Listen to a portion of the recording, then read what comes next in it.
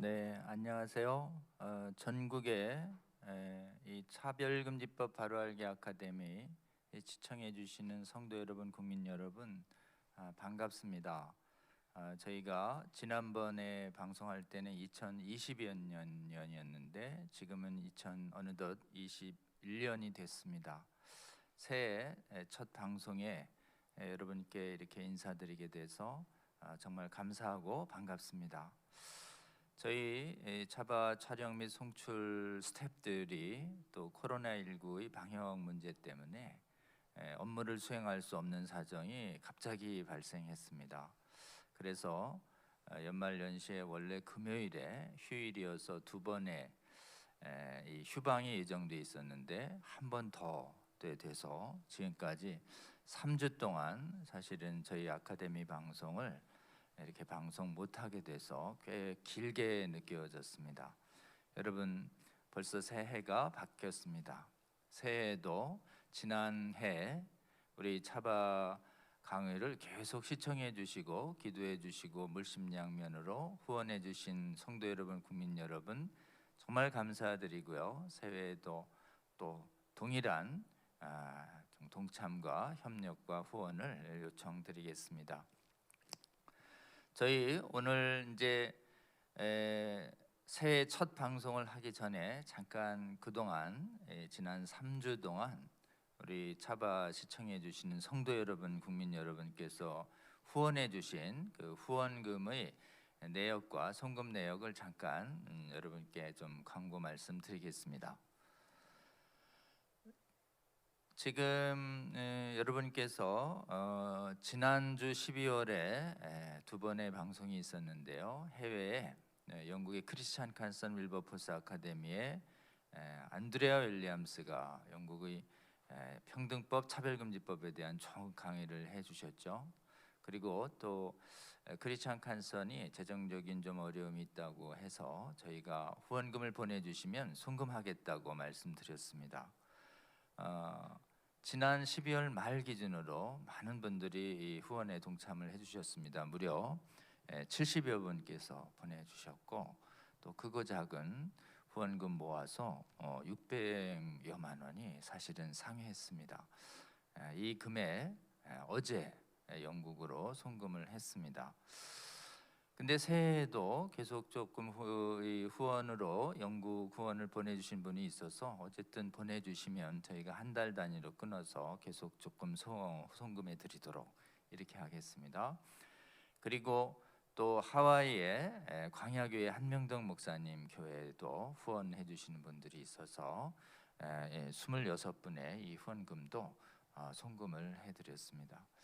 여러분, 우리나라에서뿐만 아니라 전 세계 각지에서 이 차별금지법, 평등법과의 전쟁은 계속되고 있습니다. 전 세계에 우리의 동역자들이 있습니다. 그분들 위해서 함께 기도해 주시고 이 싸움 우리만의 싸움이 아니라는 것을 여러분 기억해 주시고 특히 우리 대한민국에서는 이미 법이 제정된 다른 나라의 사례를 잘 반면교사로 삼아서 대한민국에서는 이 법의 저지를 성공적으로 막아내는 저지를 해내는 그런 교회와 국가 될 수 있도록 여러분 계속 기도해 주시면서 동참해 주시면 좋겠습니다. 오늘 제가 인터넷 송출하면서도 이 마스크를 쓰는 이유는 정부의 방침상 특히 종교의 시설에 해당하는 경우에 전문 방송이 아닌 경우 설교자도 마스크를 쓰도록 지침이 내려왔기 때문에 그렇습니다. 우리 차별금지법 바로알기 아카데미도 선교의 활동으로 지금 활동하고 있기 때문에 종교의 활동으로 이렇게 해석될 여지가 있어서 저희가 정부의 방역 조치에 적극 협력한다는 차원에서 진행하는 분들 또 여기 돕는 스태프분들 모두 철저하게 방역 조치를 한다는 차원에서 부득이 저희가 마스크를 좀 착용했다는 점 이해해 주시면 좋겠습니다. 그리고 오늘 이제 다음 강사를 소개해 올리겠습니다. 오늘 첫 강의를 담당해 주실 분은 제프리 벤트렐라라는 이미 프리뷰 영상에서도 보셨지만 미국 ADF라는 조직의 부회장입니다. 제가 이 제프리 벤트렐라 이 변호사신데요. 이분을 처음 뵌 것은 2016년 영국에 안드레아 윌리엄스가 운영하는 윌버포스 아카데미에 연수 갔을 때 그때 강사로 오셨습니다. 그때 처음 뵙고 저희가 그해 10월 달쯤 미국의 피터 존스 목사님의 그 크리스천 컨선이라고 하는 트루스 익스체인지라고 하는 동성애 반대 세미나에 참여하고 거기서 얼마 떨어져 있는 아리조나주에 있는 이 ADF도 방문을 했었습니다. 그때 2016년에 방문했을 때에도 저희 한국 방문단에게 ADF를 자세히 소개를 해주시고 또 통역에 대한 의사를 표명해 주신 분이기도 합니다. ADF는 풀네임이 Alliance for Defending Freedom이라고 해서 자유 수호를 위한 연맹 이런 의미를 가지고 있습니다. 미국의 애리조나주의 주도인 그 피닉스 시티에 본부가 있는데요. 수십 명의 변호사들과 그다음에 스태프들과 동역을 하고 있는 전국에서 차별금지법이나 기독교의 복음에 배치되는 악법에 맞서서 교회와 국가들을 돕는 사역을 열심히 하고 있습니다. 회장님은 알렌 시어즈라는 분이신데 이 벤트렐라 변호사는 여기에 교육 담당 부회장이 되셔서 전 세계에 이런 기독교 복음에 기한 반복음적인 악법, 특히 대표적으로 차별금지법을 막는 강연 활동에 앞장서 주고 계시고 또 젊은이들로 하여금 복음적인 교육을 시켜서 공적인 영역에 이렇게 들어가도록 하는 교육 과정에도 헌신해 주고 계신 분입니다. 한국에는 여러 차례 오셔서 한국에도 이런 ADF라는 조직이 만들어질 수 있도록 많이 돕고 권면하고 그러셨습니다. 그래서 여러모로 자극을 받고 또 영감을 얻은 한국의 변호사들이 작년에 지금 반복음적인 악법을 막기 위한 법률가들 모임인 복음법률가회가 작년 7월에 창립됐는데 사실은 이 복음법률가의 창립에 가장 큰 도전적 계기를 제공해 준 분이 또 ADF의 이 제프리 벤트렐라 변호사라고도 할 수 있습니다. 2019년에는 한국 교회에 와서 이미 프리뷰 영상에서 방송된 바 있는 국회에서 젠더 이데올로기에 대한 비판 학술 대회를 할 때 메인 강사로도 활용한 바 있습니다. 여러분 이 강의에 이제 원문이 있고 밑에 번역이 있습니다. 그 번역은 우리 전윤성 변호사가 정말 수고해 주셨습니다. 메인 발음이 영어로 가고 자막으로 되어 있기 때문에 실제로는 한국 강의보다 좀 강의에 더 집중하시기가 용이하지 않은 면이 있습니다. 그래도 불구하고 여러분 한번 강의를 한 40분 정도 되는 강의입니다. 집중해서 끝까지 잘 들어주시면 이 차별금지법이 미국에서 실제로는 어떻게 성경의 핵심 가치인 공정한 하나님의 공의와 공정을 해치는지에 대한 심각성을 우리가 알게 될 수 있고 이것이 하나님께서 우리에게 주신 자유, 특히 신앙의 자유를 얼마나 파괴하는지도 우리가 잘 이해할 수 있으며 이것을 해소하기 위해서 크리스찬들이 특히 크리스찬 법률가들이 무엇을 해야 하는지에 대해서도 한국에게 주는 정확한 메시지를 우리 벤트렐라 변호사님이 부회장님이 잘 전달해 주고 계십니다. 여러분 이 한국에 처음으로 차별금지법에 초점을 맞춰서 새해 처음에 우리 벤트렐라 부회장님 강의를 하게 된 것을 영광으로 생각합니다.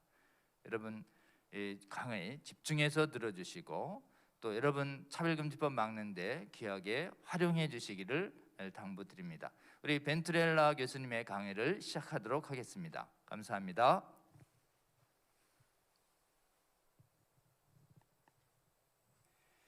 Greetings to everyone. You are some of my favorite people, and it's my great privilege to again having the opportunity to be able to address those in the Republic of South Korea, particularly on behalf of the Alliance for Gospel Advocacy. My task today is to address discrimination, disagreement, and dissent, and to particularly focus on when good intentions produce great wrongs. Modern society still reflects ugly conduct, and this is certainly true in the United States. A friend of mine, for example, his daughter is half Asian.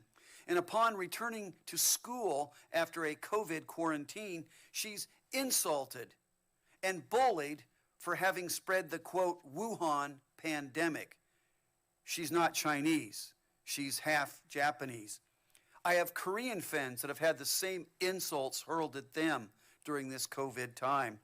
And then, of course, unique to the United States is the experience of black American men who are statistically subject to more frequent police stops, more frequent questioning, and sometimes abuse and even murder. It is a demonstrable fact that acts of invidious discrimination do exist in many levels of society. On the one hand, that shouldn't be surprising because as Christians, we understand that the world is fallen and people are fallen and sinful behavior results from that. But on the other hand, as Christians called to be salt and light, we can personally and we can publicly effect change to minimize, to reduce, and in some ways eliminate the effects of the fall in these areas of life. For example, we engage in medicine to reduce suffering and to save lives. We engage in economic development to produce, for example, an abundance of food, to raise people from poverty.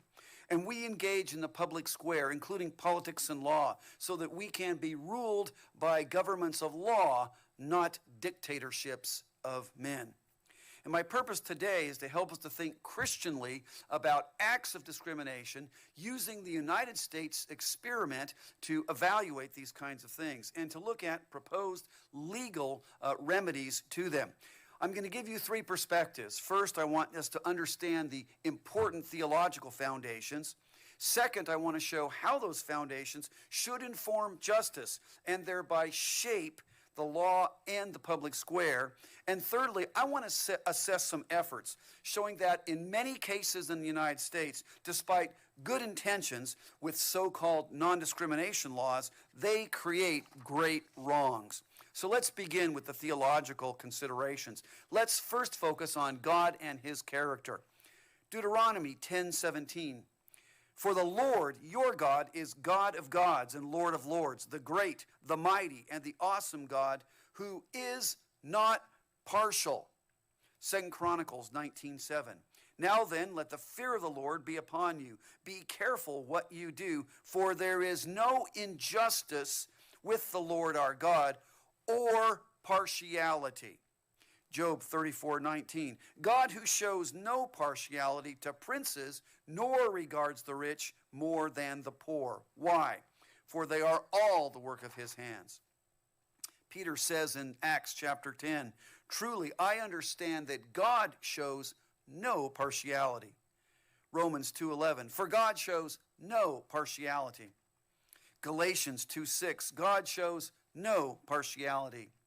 Luke 20:21. So they asked him, Jesus, teacher, we know that you speak and teach rightly and show no partiality, but truly teach the way of God. God shows no partiality in his character. Secondly, what about justice? Private justice. Job 13:8. Ask a rhetorical question. Will you show partiality? The answer, of course, implied is no. Job 13:10. He will surely rebuke you if in secret you show partiality. Job 32:21. I will not show partiality to any man. Malachi 2:8. So I will make you despised and abased before all people. Why? Inasmuch as you do not keep my ways, but show partiality.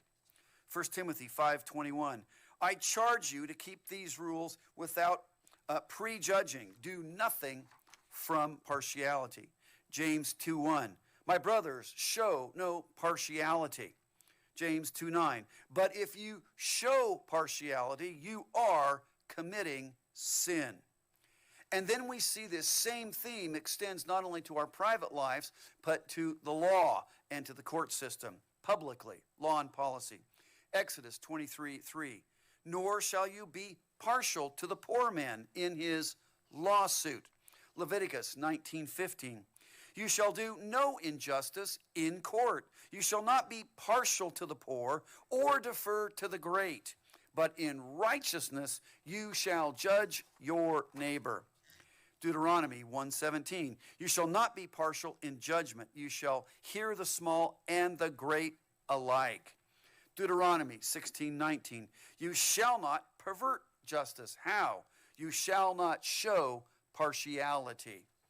Psalm 82:2. How long will you judge unjustly? How? And show partiality.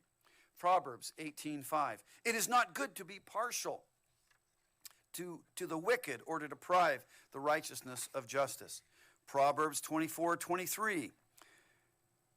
Partiality in judging is not good. Proverbs 28:31. To show partiality is not good. And then Paul puts this whole point with respect to employment relationships. He says, masters or employers, do the same. Stop threatening those who work for you. There shall be no partiality because of who God is. Colossians 3:25, there shall be no partiality. I think it's clear then, because God is impartial, because God calls us to be impartial in all of our conduct, whether private or in the public sphere, and because to do otherwise perverts justice and fails to follow God's ways, we must therefore assess all legal anti-discrimination efforts through that particular lens. Sometimes they pass muster, other times they do not. Otherwise, in the hope or the pretext of doing some good, we can actually be doing harm, as the scripture says, perverting justice by codifying partiality. Good intentions done with the wrong means produce wrong ends. For example, if you do music, you know that if you play the right note at the wrong time, it does not produce beautiful music. And so our business must be about public justice, but public justice that is rightly configured, rightly ordered as to the proper means and ends. How does that work, and why should we do it? Writing in 1981, one commentator put it this way, again using starkly biblical and inescapably political and legal terminology. He said, Jesus Christ is Lord. That is the first and final assertion Christians make about all reality, including politics. Believers now assert by faith what will one day be manifest in the sight of all. Every earthly sovereignty, and by that he means states, nations, etc., is subordinate to the sovereignty of Jesus Christ. End quote. Politics and law per se cannot be dirty because Jesus himself holds a political and legal office. He is the Lord. Another scholar put it this way, the Christian faith is either relevant to all of life or it is relevant to none of it. The claims of God are either total or he is not God. To ask Christianity to stay in its own territory is to ask it to stay in all of life. And that would include a faithful presence in the public square dealing with law, policy, politics, and the human good. So then what would be the aim of this faithful presence if it's rightly ordered? What should be the trajectory of a rightly ordered political and legal power?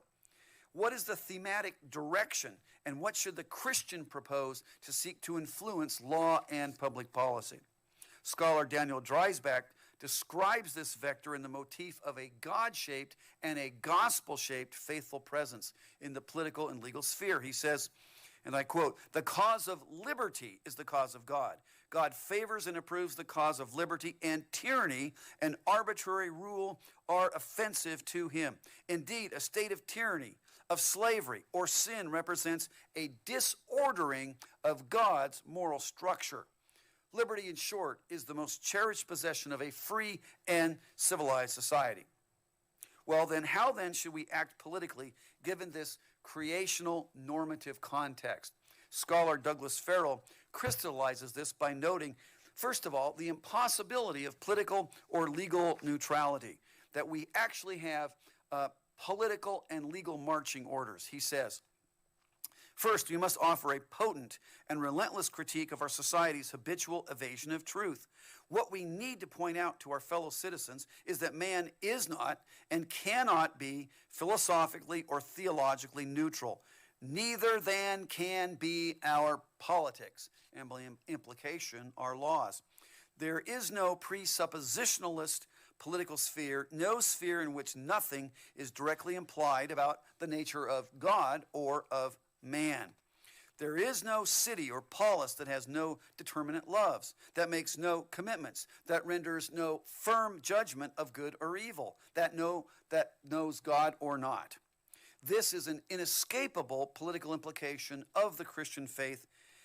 The state does not address the church or the Christian citizen with an independent authority capable of overruling the law of God, whether we call that the natural law or as the law of Christ.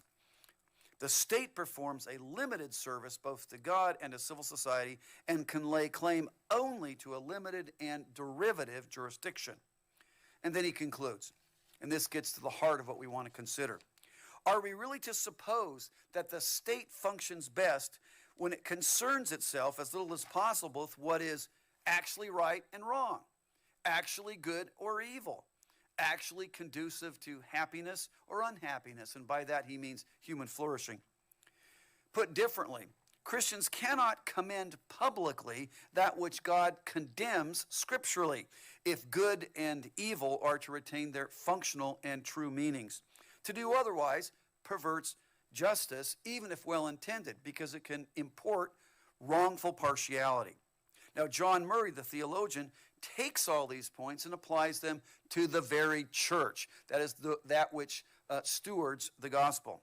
He taught that it was, in fact, the church's role to speak into such circumstances, including using political and legal categories, because those categories express how moral convictions, Christian convictions, can be set forth, proposed, and applied in this public sphere. He says, when laws are proposed or enacted that are contrary to the Word of God, it is the duty of the church to proclaim and in official pronouncement to oppose and condemn them.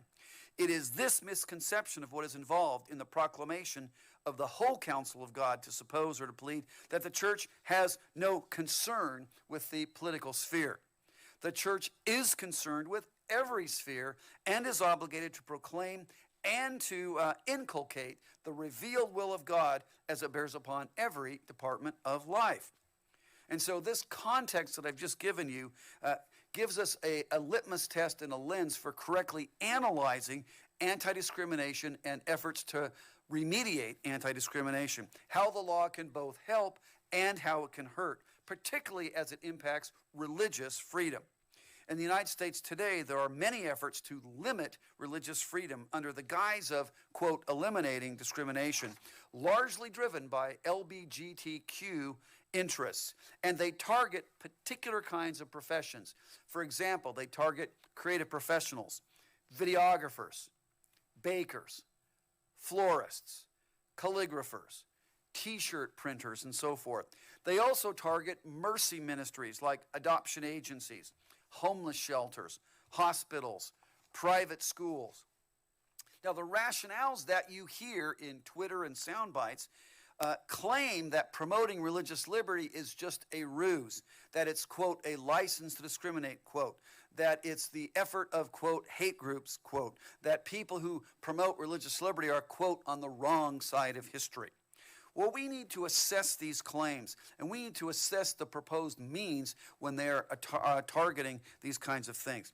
For example, we need to recognize that there are differences between things, between one thing and different things. On the one hand, being rational and making decisions, including rational disagreement or even dissent, that's one thing. On the other hand, there is unjust acts and unjust treatment of real people. And in fact, the state should restrict those sorts of things. But that's where we have to analyze it. Put differently, not every decision based on a distinction or a disagreement comprises a wrongful act of invidious discrimination. Let me give you some examples. What if you have a truck hauling company or a shipping company that refuses to hire blind people to drive or pilot a ship? Well, that's not discrimination against handicapped persons. What if you have a professional basketball team that refuses to hire a short and unskilled or even a paralyzed person for their team? that's not wrongful discrimination against a short, handicapped person? What if a TV production studio refuses to hire a black woman to portray President Bill Clinton in a biographical film? Well, that's not wrongful discrimination against women or against black persons.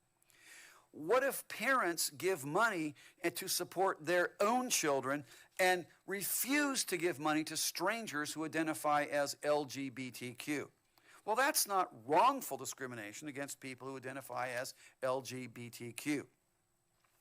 What if you refuse to hire a white person to teach Korean, and that person doesn't teach Korean, and you can make up whatever category it is. The point here is the person, whether white, black, yellow, red, whatever color you like, it's not wrongful discrimination because the person doesn't know Korean, so they certainly can't teach it. Well, what we're seeing in the United States is under the guise of what's called affirmative action, many universities, very top-level universities, have schemes that systematically exclude particularly Asians. There's an ongoing lawsuit now against Harvard, which has discriminated against Asian admissions, and the Justice Department of the United States is now investigating Yale University for the same kind of scheme to systematically exclude and target Asians. We see in California, Senate Bill 826, which requires publicly held, publicly traded corporations to have at least one woman on the governing board of directors. There's no rationale for that. It's just kind of a quota-like system. Well, how do we evaluate these kinds of things? And there are many more. Well, we need to understand that good intentions can, in fact, pervert justice, to use the biblical terminology, by showing wrongful partiality contrary to God's law. How? How can we discern these things? What are the clues? What are the indicia? Well, on the one hand, some of these schemes always look to the past to propose some sort of remediation or reparation, instead of having the law clear away obstacles for disadvantaged people, focusing on the future for opportunity. A lot of these schemes will focus on outcomes rather than opportunities. And I believe when they do that, that's going to be a form of wrongful partiality. So we see quota schemes, we see partiality in evaluations of applicants for various things, whether that be education or for preferable loans. And so we see the law picking winners and losers when it shouldn't do that. It should instead create a structure that is fairness and opportunity for all on equal terms. Another way these schemes do this is by employing what I call unbiblical taxonomy, which is typically informed by identity politics, critical theory, critical race theory, cultural Marxism, which conflicts at many levels with a true Christian worldview.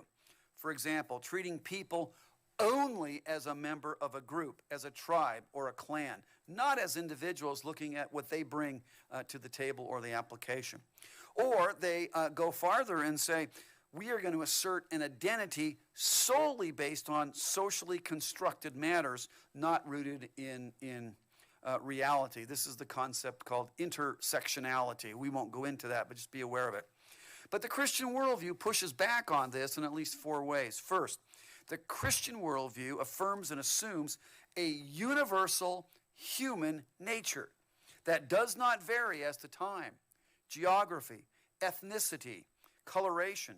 It's not a fluid construct. We each have a universal human nature. Number two, the Christian worldview assumes and affirms a sexed anthropology consisting of male and female, and that anthropology is immutable, as opposed to what we hear with gender ideology. Third, the Christian worldview valorizes the individual as an individual, not as a tribe, not as a clan, nor as a part of some supposedly oppressed group. And fourthly, the Christian worldview looks at behavior as being morally culpable, not a status. And so we need to evaluate particularized behaviors, not simply the status or an inclusion in a group or not. So what do we see then? We see a targeting of supposed harms.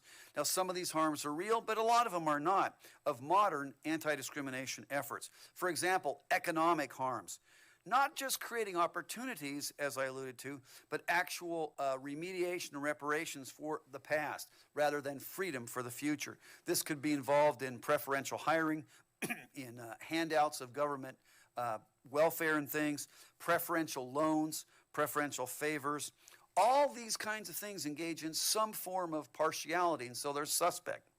We also see now a new kind of claim in the last decade or so called dignitary harms. The idea here is that there's certain harms when people make a distinction that you can't make that distinction because that makes people feel bad. And so we're seeing laws now mandating public respect and recognition. It's a new sort of creed or orthodoxy. What's important to recognize is that dignitary harm cannot be objectively assessed or evaluated. It's purely subjective. This is the notion of the cancel culture, trigger warnings, and so forth. We also see from the literature that people advancing these things are not just looking at particular perceived harms, but want to actually change the entire social structure. They claim that there is systemic discrimination in all the structures of the United States. And so what they tell us is, and I'm quoting here, one goal is cultural transformation. Another person says it is part of a project of social reconstruction. Its aim is to reshape beliefs and values. Well, that is a problem, I think, when the state is engaging in it. We call it what? Propaganda. And the translator will have the citations to those. So, now how do they do that? How do they then take these ideas, this idea to rearrange culture, to restructure our beliefs and values? Well, they attach it to employment matters in the United States. That's something called Title VII. They attach it to housing matters and that sort of thing. What happens is you have an overly broad solution here. There's legitimate issues in employment and legitimate issues in housing, but when you go overly broad, that is wrongful partiality. But the key area of action today is what's called a public accommodation. Businesses open to the public. In the United States, this stems from that horrific national sin called chattel slavery. As you may know, the United States actually had slavery for many years, and they fought a bloody civil war to end it. So in 1875, after the war was concluded, the notion of public accommodations were opened legally so that people, black and white, could have equal access to them. So, inns and hotels, trains, boats, and theaters. And that continued, though there was a backwash in the southern part of the United States, which was evil, that tried to prevent that and created these schemes of separate but equal and so forth.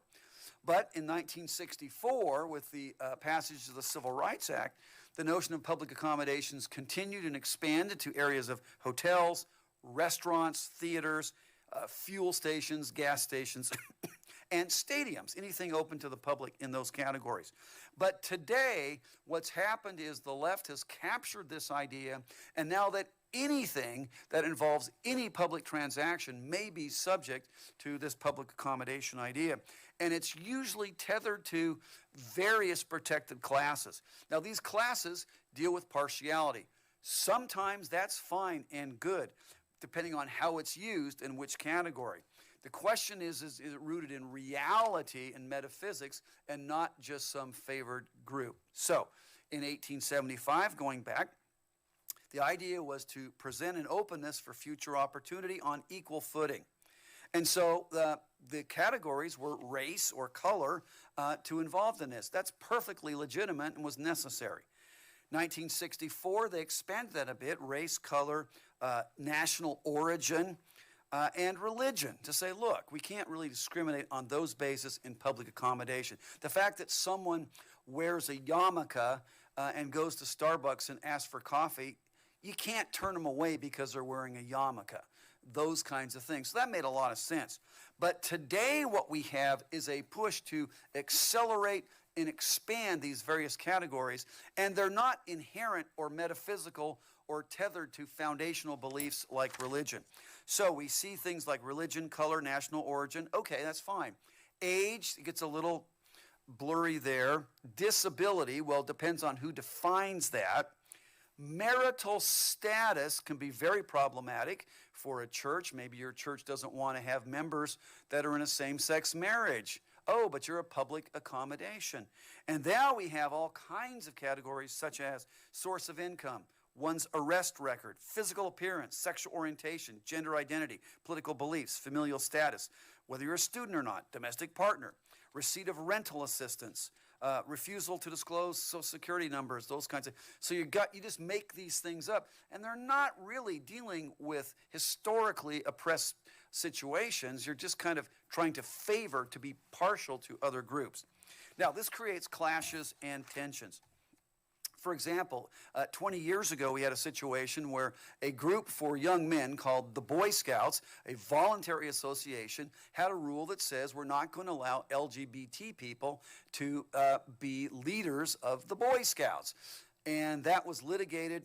It was claimed that was discrimination against the LGBT Scoutmaster leader, but the Boy Scouts said, we don't want someone who has those kinds of attractions to be in tents in the wilderness with young boys. And they won that case in the year 2000, saying there's an associational right. That's not discrimination, that's an associational right. We saw this, of course, go the other way 15 years later in the Obergefell decision, which federalized, constitutionalized same-sex marriage, which then creates a lot of religious liberty issues in the last 5 years, and we'll talk about that. And most recently in 2020, we had the Supreme Court rule that the public accommodation provision of Title VII dealing with employment, it's not public accommodation, but it's the employment aspect of it, included sexual orientation and gender ideology, even though those things are not in the actual text. So what we have to ask is there actual discriminatory acts involved, actual injustice, or is it just someone's saying their feelings are hurt because they claim to be part of a group? And then we have to ask, is the solution biblical or unbiblical in terms of how it shows partiality? Remember that merely disagreeing is not the same as an invidious discriminatory act. Is the focus on the person or on what they've been asked to do? Is it on the message or the status? Is it on a class or is it on celebrating an event? Let me see if I can flesh this out, talking about some of our clients. So, Jack Phillips is a cake artist. He serves everybody that comes into his shop, but he doesn't agree with all messages. And he has been the target of no less than 3 lawsuits, winning 2 of them already, and he's still in the 3rd, where an LGBT couple wanted him to create a special artistic cake for their same-sex ceremony. He refused. He said, I'll sell you anything in my shop, but I can't embrace that message because I'm a Christian. So on and so forth. Or Baronelle Stutzman, who's a floral artist. She served this particular person many times over many, many years, including providing valentines and these kinds of things, but not with respect to a same-sex marriage. And she has been sued and sued and sued, and we're fighting that. It's a religious liberty, sort of that claim. Or Blaine Adamson. Blaine Adamson is a client that produces custom-made T-shirts. He was asked to create a message that affirmed LGBT pride for a pride parade. He said, I can't do that. That's the message I will not do. I will refer you out. You'll get a great T-shirt at the same price or a lower price. And they did, but they still sued him. Now, thankfully, he won at the highest court in the state of Kentucky. Or our clients here in where I am in Arizona, Brush and Nib, they are custom calligraphers, and they will do all kinds of things, but they simply will not do messages for marriages that celebrate same-sex ceremonies. And there's other messages as well. They will not convey, Satanist messages and that sort of thing. They actually won a great decision at the Arizona Supreme Court that we were able to litigate. We have our friends in Minnesota, Telescope Media, and they are custom creative filmmakers. They do weddings, they do custom other kinds of things. They're videographers. And they actually won a great decision at the 8th Circuit after going out on the offensive and saying, look, we need to see what this looks like. We are going to use our artistic, but we're not going to convey messages with which we disagree. We see up in Alaska, Sherry Laurie, our client, is the executive director of a battered woman's abuse shelter. One night, a drunken man came to this center. He's has gender dysphoria. He claims to be a woman. He's certainly not. He was drunk, he was beat up, and he wanted to spend the night with these women who had been physically and sexually abused. Sherry gave him a ride through a taxi service, got him some medical help and those sorts of things. He still sued her, but I'm pleased to say that our team did well and vindicated him. Or consider Dr. Schwartz, who's an Orthodox Jew. He's a psychiatrist. He practices talk therapy. He had adult men come to him, not boys, adult men come to him that struggle with same-sex attraction. He talks to them about this and tries to, consistent with his Jewish faith and his psychiatry, to lessen that through talk therapy, through counseling. He was threatened with criminal sanctions for doing nothing more than talking with his clients. We're grateful that when we pushed on that and pushed back, his religious liberty was in fact preserved, and they changed the rule. So we also have a young student at a university who, on a private Twitter feed, said he is opposed to all forms of racial discrimination, but he believes that the blacklivesmatter.com group is really contrary to Christianity if you look at their website. He was expelled from being the president of his university's senate, but thanks be to God, we got that turned around at the school senate, and we're continuing there. So, what do we then see today? Well, depending upon who holds the White House and all that sort of thing, there's an act that's been passed but not made law yet. It's been passed by the Senate, I should say by the House of Representatives in the United States. It's called the Equality Act. Now, who could be opposed to the Equality Act? Well, don't go by the title. Look at what it actually does. What that does is it federalizes all public accommodations, extending coverage to the entire menagerie of LGBTQ plus categories as to public accommodations. But it's very harmful and very dangerous and very damaging because the Equality Act contains no religious exemptions for conscience and religious liberty. Moreover, the Equality Act would suppress and negate what's called the Religious Freedom Restoration Act, which was passed many decades ago, almost unanimously, which provides for preservation. So this act would gut religious liberty so that you only believe in your head, but you can't live your faith. There's another act that's out there, and it's unfortunately gotten some traction with a lot of Christians. It's called Fairness for All. Well, who would be opposed to Fairness for All? But it's interesting, that act is rejected by LGBTQ as not going far enough, but it's also not very good. It doesn't provide fairness for all. It's problematic. So if you hear something like this, Fairness for All, or what's called the Utah Compromise, you need to be very careful with that, and I would suggest you reject it because it fails to cover many Christians. Doesn't cover all Christians. And it fails to cover other individuals for their rights of conscience, individuals that the Bible says are our neighbors. They're also made in the very image and likeness of God. They also have natural rights, and they ought not to be censored or coerced, and that's what this law would permit. Second of all, this Fairness for All claims that the trans issue, gender dysphoria, is a civil rights issue rather than a psychological matter, and that's not a Christian position. Third, Fairness for All fails to protect shelters, for example, of abused women. Sherry Laurie would have had to allow this man to spend the night with these abused and sexually assaulted women. Fourth, it would probably impose the use of preferred personal pronouns, which is not a good thing because pronouns refer to reality. You can't speak that which is inaccurate or a lie. So that's not right. Fifth, it enshrines attractions and behaviors by rejecting Christian ethics, saying that a same-sex attraction, for example, is okay to have and legally protect. Well, that's not really the Christian worldview. So where does this leave us? How do we go forward? Let me give you a few suggestions in closing. First, love the Lord your God with all your being, heart, soul, strength, and mind. Cultivate that mind that can discern these things. Second of all, understand that this true and living God is not partial, and he calls us to impartiality in both attitude and in action. Third, our prime directive is to seek first his kingdom and his righteousness, which summarizes the whole point of the Sermon on the Mount. We're to be light and salt, and Jesus says that is to be evident in our good works before men.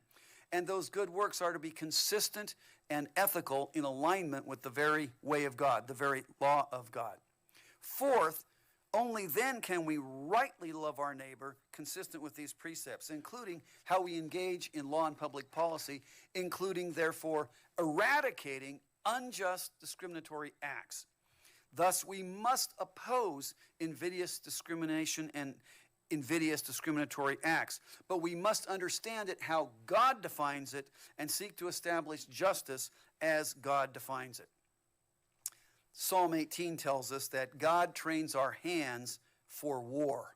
Now, why would he do that? He's not talking about, bazookas and missiles. It's a little bit different than that.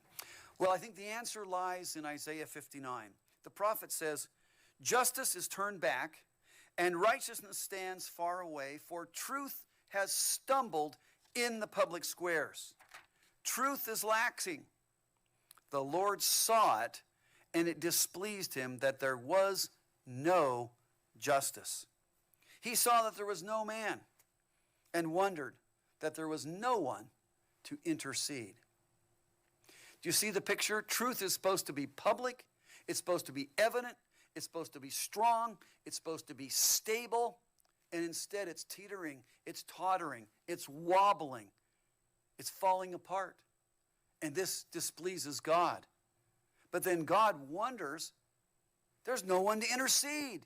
There's no one to stabilize justice in the public square. And he's essentially saying, where are you? It's up to the Christians called to be that steadier of stumbled truth. And that's who we need to be. That's the problem.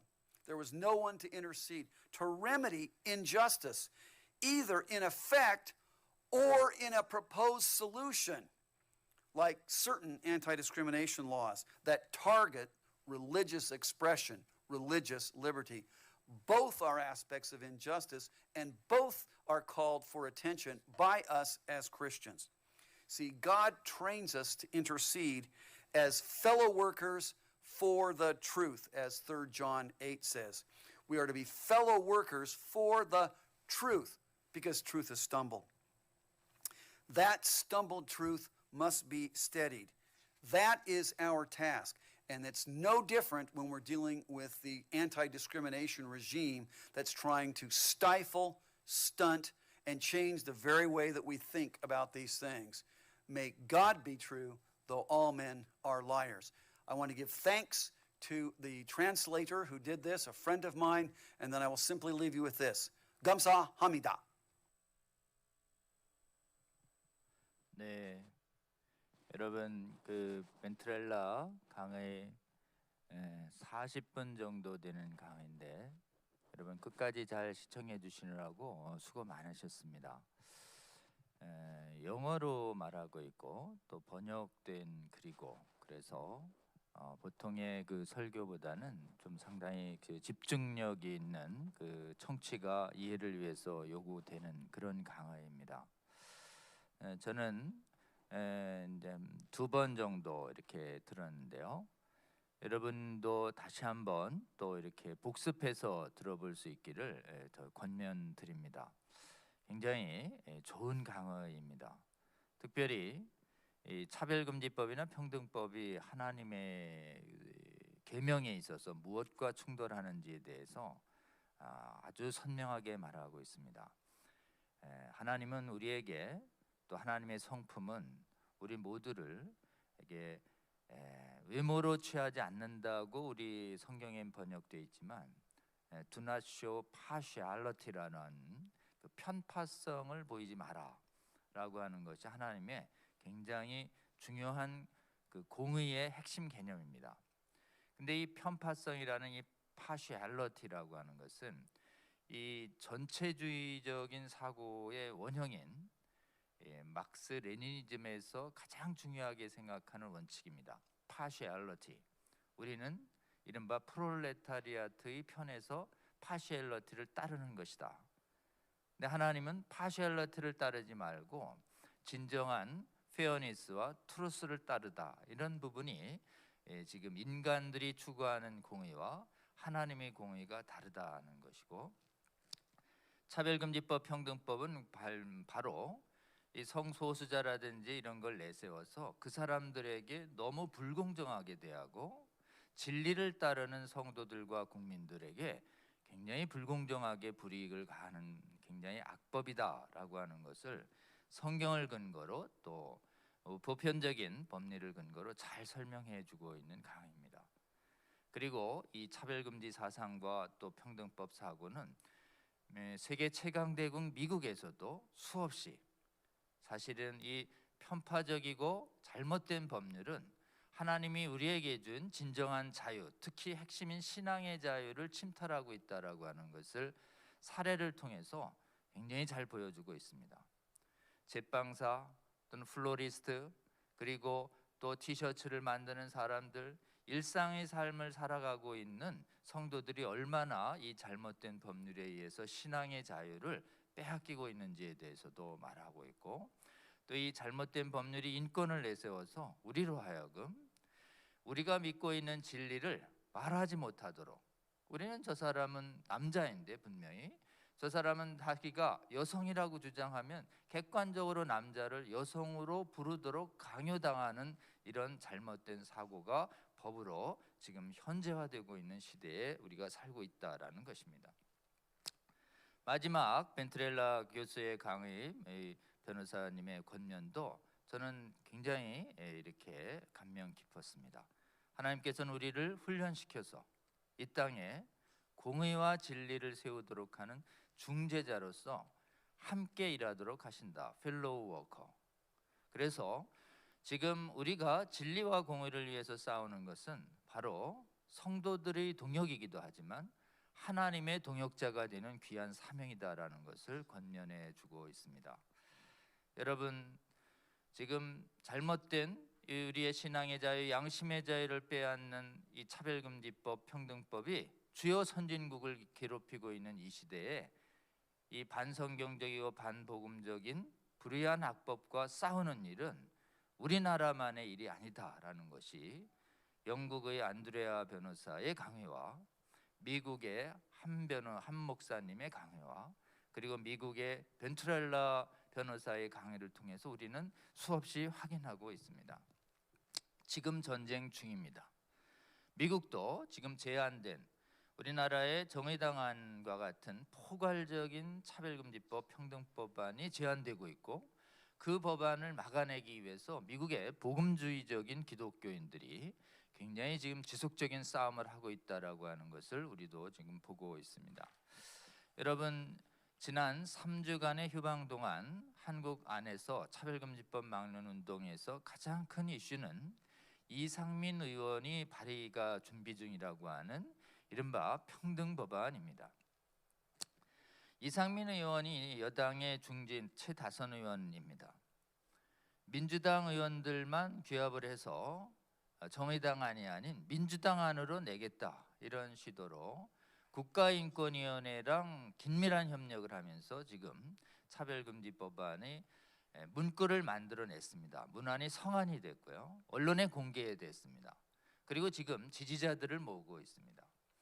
그래서 지금 간신히 10명 넘겨서 정의당안이 발의됐는데 집권 여당의 국회의원들 수십 명을 규합을 해서 발의하겠다는 목표를 세우고 지금 열심히 발의자를 찾고 있습니다. 그러면서 자신이 만든 포괄적 차별금지법안의 이름을 평등 및 차별금지에 관한 법률안 이렇게 해가지고 이른바 평등법으로 불려달라, 이렇게 말하고 있습니다. 그 평등법안을 저희들이 분석을 한 결과 정의당안과 거의 똑같았습니다. 종교단체 예외 조항을 두어서 마치 종교의 자유를 보장하는 것처럼 돼 있지만 그 조항 자체가 굉장히 모호하고 애매해서 실제로는 종교 자유도 보호하지 않습니다. 그리고 고용, 경제, 국가, 사회, 그리고 교육 영역, 사회의 전 영역에서 양심의 자유와 학문의 자유를 이렇게 침탈하는 것을 도저히 막지 못하는 법입니다. 그래서 저희가 지난 12월 16일에 보건법률가회하고 진평련에서 민주당 이상민 의원의 차별금지법안은 정의당안과 거의 동일하고 실질적으로는 반헌법적이고 신앙, 학문, 양심, 언론의 자유를 침탈하는 악법이기 때문에 그 제정에 단호히 반대한다라는 긴급 기자회견을 했습니다. 이 기자회견 동영상이 이 차바 채널 동영상에 업로드되어 있습니다. 224개의 우리 차바 채널을 공유하는 공유 채널에서도 가능하시면 채널 담당자님들이나 또는 목사님께서는 이 이상민 의원 차별금지법안이 얼마나 문제 있는지에 대한 전문가들의 다양한 기자회견 내용이 담긴 이 2시간짜리 동영상을 여러분의 채널에도 또 업로드시켜서 많은 구독자분들이 시청할 수 있도록 해주시면 좋겠습니다. 동영상으로 보는 게 조금 좀 글로 된 그 이상민 차별금지법안의 문제점을 좀 정리할 수 없을까 해서 저희가 보건법률가에서 성명서를 한 4-5페이지 정도 냈습니다. 이상민 의원안은 정의당 안과 이 점에서 동일하고 예외 조항은 허구적이다라는 내용을 아주 집중적으로 요약을 해서 보건법률가에 무려 한 20여 명의 전문 변호사들이 이름을 올려서 공동으로 발표를 했습니다. 그 기사가 보건법률가회 이상민 의원 추진 평등법 이렇게 인터넷에 치시면 12월 13일자로 국민일보의 기사가 있습니다. 거기에 저희의 성명서 전문이 게재되어 있습니다. 그것을 프린트해서 보시면 이상민 의원 안이 얼마나 잘못됐는지에 대해서 여러분 잘 아실 수 있게 되어 있습니다. 당분간 우리 보건법률가회와 또 이 차바를 운영하는 진평련은 이상민 의원이 발의 준비 중인 차별금지법안, 평등법안이 동조자를 규합하지 못해서 발의되지 않도록 저지하는데 전국의 많은 교회 지도자님들과 교회 조직과 총력을 다해서 지금 막아서고 있습니다. 만일 이상민 의원이 수십 명의 지지자를 모아서 발의에 성공한다면 저희는 여당 안에서도 그 숫자 이상의 반대하는 여당 의원들이 있다라고 하는 것을 서명을 모아서 동시에 발표하려고 합니다. 그래서 이상민 의원의 안이 절대 집권 여당의 당론이 아니다라고 하는 것을 이렇게 보여주기 위해서 지금 전국의 교회 조직과 진평련 조직은 열심히 움직이고 있습니다. 이 방송을 보시는 전국의 성도 여러분, 국민 여러분, 지금 차별금지법 막는 데 있어서 가장 절박한 문제는 이상민 의원의 발의안에 여러분이 있는 지역구에 국회의원분이 동참하지 않도록 하는 것이고, 이것이 발의됐을 때 이것을 반대하는 국회 청원을 추진할 텐데 여기에 여러분이 속한 지역구의 국회의원들께서 동참해 주시도록 하는 것입니다. 여러분이 속한 지역의 국회의원분들을 움직이는 가장 효과적인 방법은 여러분에 계신 지역에 있는 목사님들이 함께 모여서 국회의원을 찾아가서 성경대로 동성애와 성별 전환을 반대하는 것을 말하고 가르치는 교회의 성도들과 국민들을 범법자로 모는 이 악법을 반대하지 않을 수밖에 없다라고 하는 이 절박한 심정을 얘기해 주시면서, 잘 모르는 국회의원들이 많습니다. 국회의원분들에게 협조를 구하시면 대부분의 국회의원분들은 여러분들의 호소를 들어줄 가능성이 많습니다. 그래서 핵심은 여러분 이 방송을 바라보고 계시는 전국의 성도 여러분, 또 국민 여러분, 여러분 지역구에 있는 국회의원들을 지켜주셔서 잘못된 차별금지법 발의에 동참하지 않을 수 있도록 해주시고, 발의되면 반대하는 운동에 동참할 수 있도록 해주시도록 여러분 기도해 주시고 함께 나서서 동역자로 설득해 주시기를 부탁을 드립니다. 이상민 의원의 평등법 발의 반대 운동 상황에 대해서는 매주 우리 차별금지법 강의를 차바 강의를 전후해서 여러분께 진척 상황을 설명드리고 도움이 필요한 사항에 대한 도움을 요청드리도록 이렇게 하겠습니다. 여러분 다음 주 강의를 예고해 드리겠습니다. 다음 주 강의는 윤학열 감독님의 강의가 준비되어 있습니다. 여러분, 윤학열 감독님은 우리 차바강의 동영상 라이트에 이프 패밀리라고 차별금지법이 제정 시행된다면 우리나라의 사회에서는 어떤 상황이 벌어질 것인가에 대해서 이렇게 가상으로 차별금지법의 위험성을 경고하는 드라마를 만들어서 무료로 업로드 시켜주신 우리 감독님이십니다. 이 드라마가 탄생할 때까지 어떤 어려움이 있었고 어떤 하나님의 은혜가 있었는지, 그리고 이 문화사역이 얼마나 중요한지에 대해서 여러분께 귀한 강의를 제공해 주실 것입니다. 여러분, 다음 주 강의를 위해서도 기대해 주시고 함께 또 기도하시면서 동역해 주시기를 바랍니다. 오늘 강의, 벤트렐라 강의 외국의 강의였는데 여러분 끝까지 시청해 주셔서 감사합니다. 여건이 되시면 반복해서 들어주시고 핵심 내용을 여러분 많은 분들에게 또 권면 시청해 주시기를 다시 한번 호소드립니다. 여러분 감사드리고요. 다음 주에 뵙도록 하겠습니다. 함께 잠깐 기도하고 마치겠습니다. 하나님, 2021년 첫 주 차별금지법 바로알기 아카데미 시작할 수 있도록 해주셔서 감사합니다. 특별히 최강대국 미국에서 벌어지고 있는 차별금지법, 평등법 전환, 하나님, 이 진리의 전쟁, 세계관 전쟁의 엄중함을 보게 하여 주시고 이것을 막기 위해서 우리가 하나님의 말씀에 의해서 어떻게 반응해야 할지 귀한 강의 듣게 하여 주셔서 감사합니다. 이 벤트렐라의 강의 한국교회의 성도들 우리 마음속에 새기게 하여 주시고 한국의 교회들과 국민들을 깨어내는데 귀하게 활용할 수 있도록 주께서 함께하여 주시옵소서. 또 한 번 하나님, 2021년에도 대한민국에서 이 부당한 하나님의 반복음적인 평등법과 차별금지법 제정 움직임이 계속되고 있습니다.